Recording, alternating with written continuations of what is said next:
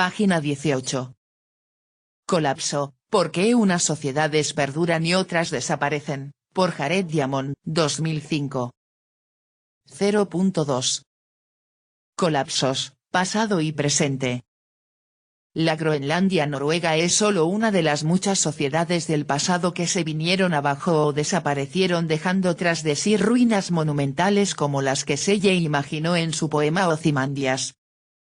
Por colapso me refiero a un drástico descenso del tamaño de la población humana o la complejidad política, económica y social a lo largo de un territorio considerable y durante un periodo de tiempo prolongado.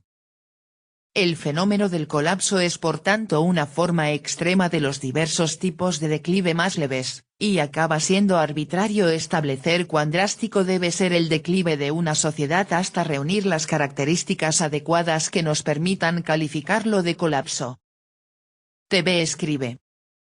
¿A qué nivel de decadencia y degradación socioeconómica debe llegar un pueblo, para desmoronarse? ¿Qué pasa si hay desorden o apatía por parir hijos?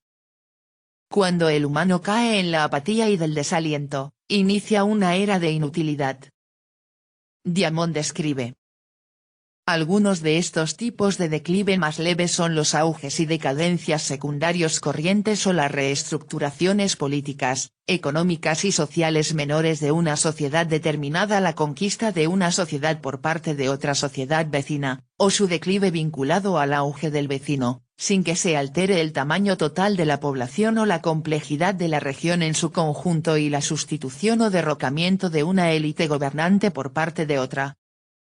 Bajo estos criterios, la mayor parte de la gente consideraría que las siguientes sociedades del pasado fueron famosas víctimas de declives absolutos más que de decadencias menores, los Anasazi y los Cahokia dentro de las fronteras del actual Estados Unidos, las ciudades mayas de América Central, las culturas moche, o mochica, y tiahuanaco de América del Sur, la Grecia micénica y la Creta minoica en Europa, el Gran Zimbabue y Meroe en África, Angkor Wat y las ciudades Harappa del Valle del Indo en Asia y la isla de Pascua en el Océano Pacífico.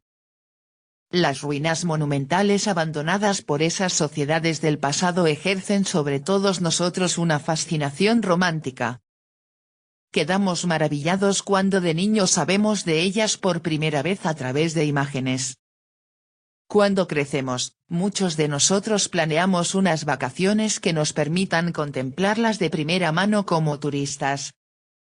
Nos sentimos atraídos por su inquietante y a menudo espectacular belleza, así como también por los misterios que representan.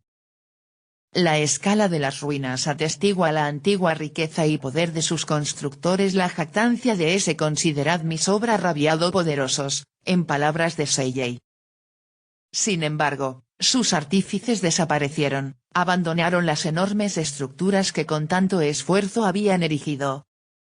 Como una sociedad que en otro tiempo fue tan poderosa pudo acabar derrumbándose.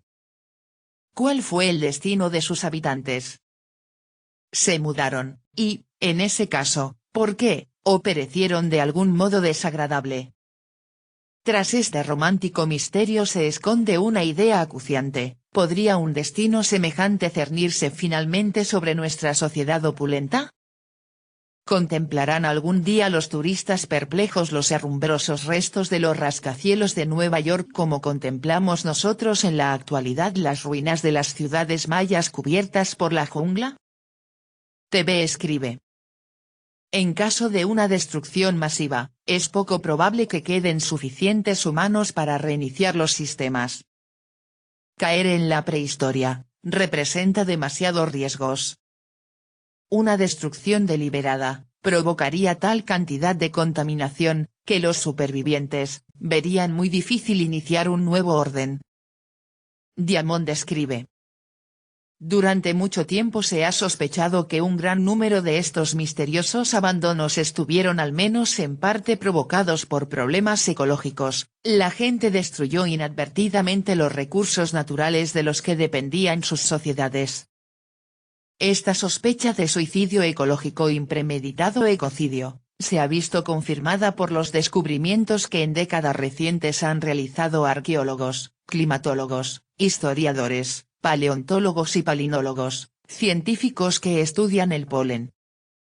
Los procesos a través de los cuales las sociedades del pasado se han debilitado a sí mismas porque han deteriorado su medio ambiente se clasifican en 8 categorías, cuya importancia relativa difiere de un caso a otro: deforestación y destrucción del hábitat, problemas del suelo, erosión, salinización y pérdida de la fertilidad del suelo, problemas de gestión del agua, abuso de la caza, pesca excesiva, consecuencias de la introducción de nuevas especies sobre las especies autóctonas, crecimiento de la población humana y aumento del impacto per cápita de las personas.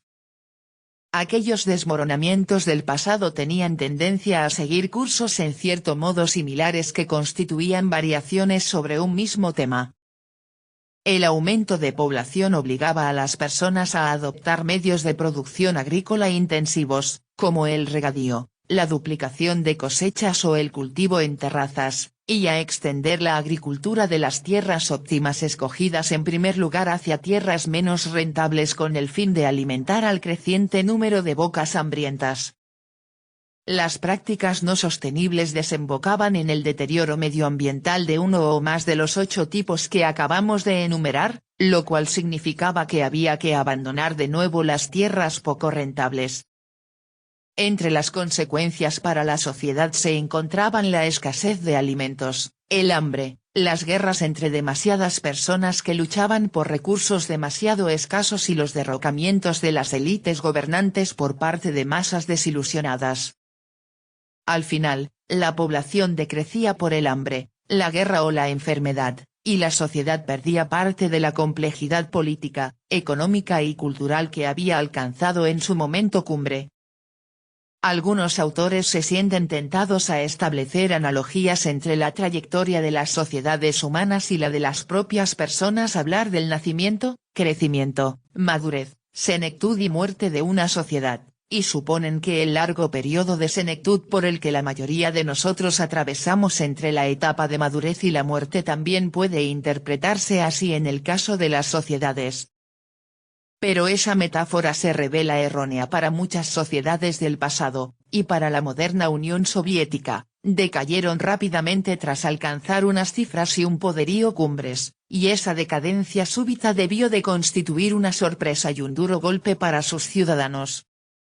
En los peores casos de colapso absoluto todos los habitantes de la sociedad emigraron o murieron. Es obvio, sin embargo, que esta trayectoria nefasta no es la que han seguido invariablemente todas las sociedades del pasado hasta desaparecer. Diferentes sociedades se desmoronaron en diferentes grados y de formas en cierto modo distintas, mientras que muchas sociedades no desaparecieron en absoluto. El riesgo de sufrir actualmente este tipo de derrumbe preocupa cada vez más. De hecho, eso ya se ha materializado para Somalia, Ruanda y algunos otros países del tercer mundo. Muchas personas sospechan incluso que la amenaza del ecocidio para la civilización mundial ha llegado a eclipsar a la de la guerra nuclear y las nuevas enfermedades emergentes. Entre los problemas medioambientales a que nos enfrentamos hoy día se encuentran esos mismos 8 problemas que socavaron a las sociedades del pasado, más otros 4 nuevos: el cambio climático producido por el ser humano, la concentración de productos químicos tóxicos en el medio ambiente, la escasez de fuentes de energía y el agotamiento de la capacidad fotosintética de la Tierra por parte del ser humano.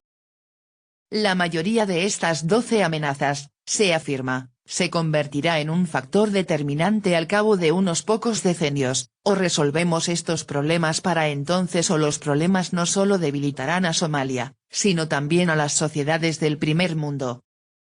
Mucho más probable que un escenario catastrófico en el que se produjera la extinción de la humanidad o un colapso apocalíptico de la civilización industrial sería simplemente un futuro con niveles de vida significativamente más bajos, con riesgos crónicos más altos y con la destrucción de lo que hoy día consideramos algunos de nuestros valores esenciales. Semejante colapso podría adoptar formas diversas, como la propagación de enfermedades a escala mundial o las guerras desencadenadas en última instancia por la escasez de recursos ambientales. Si este razonamiento es correcto, entonces nuestro esfuerzo en la actualidad determinará el estado del mundo en el que la actual generación de niños y jóvenes vivan su madurez y sus últimos años. Pero se está discutiendo con vehemencia la gravedad de los problemas medioambientales actuales. ¿Se están exagerando de forma desproporcionada los riesgos o, por el contrario, se están subestimando? Se ajusta a la razón que la actual población humana de casi 7.000 millones de personas con su poderosa tecnología moderna esté causando que nuestro entorno se desmorone a escala global a un ritmo mucho más rápido de lo que unos pocos millones de personas con utensilios de piedra y madera ya hicieron que se desmoronara a escala local en el pasado? ¿Solucionará nuestros problemas la tecnología moderna o está creando nuevos problemas más rápidamente de lo que resuelve los antiguos? Cuando agotamos un recurso, por ejemplo, la madera, el petróleo o la pesca, podemos confiar en ser capaces de sustituirlo con algún recurso nuevo, por ejemplo, el plástico, la energía eólica y solar o la piscicultura. ¿Acaso la tasa de crecimiento de la población humana no está declinando, de forma que ya estamos en vías de que la población mundial se estabilice en un número razonable de personas? Todas estas preguntas ilustran por qué aquellos famosos derrumbamientos de civilizaciones del pasado han adquirido más importancia que la de ser un mero misterio romántico. Quizá podamos sacar más enseñanzas prácticas de todos aquellos colapsos del pasado. Sabemos que algunas sociedades del pasado desaparecieron mientras que otras no lo hicieron, que favoreció que determinadas sociedades fueran particularmente vulnerables. ¿Cuáles fueron en concreto los procesos mediante los cuales las sociedades del pasado cometieron ecocidio? Porque algunas sociedades del pasado no consiguieron percibir los desórdenes en que estaban incurriendo y que, diríamos retrospectivamente, debieron de haber sido evidentes. ¿Cuáles fueron las soluciones que tuvieron éxito en el pasado? Si pudiéramos responder a estas preguntas seríamos capaces de identificar qué sociedades corren ahora un riesgo mayor y cuáles serían las mejores medidas para ayudarlas sin esperar a más derrumbamientos como el de Somalia. Pero también hay diferencias entre el mundo moderno y sus problemas y aquellas sociedades del pasado y los suyos. No deberíamos ser tan ingenuos como para pensar que el estudio del pasado arrojará soluciones sencillas que puedan trasladarse directamente a nuestras sociedades actuales. Nos diferenciamos de las sociedades del pasado en algunos aspectos que nos sitúan en una posición menos arriesgada que la suya. Algunos de estos aspectos que a menudo se mencionan son nuestra poderosa tecnología, es decir, sus efectos beneficiosos, la globalización, la medicina moderna y un mayor conocimiento de las sociedades del pasado y de las sociedades modernas remotas. También nos diferenciamos de las sociedades del pasado en algunos aspectos que nos sitúan en una posición más arriesgada que la suya. A ese respecto se menciona de nuevo nuestra potente tecnología, es decir, sus imprevisibles consecuencias destructivas, la globalización, hasta el punto de que hoy día un colapso incluso en la remota Somalia afecta a Estados Unidos y Europa, la dependencia que millones de nosotros, y pronto miles de millones, tenemos de la medicina moderna para sobrevivir, y nuestra mucho mayor población humana. Quizá todavía podamos aprender del pasado, pero solo si reflexionamos con detenimiento sobre las lecciones que nos brinda. Página 22.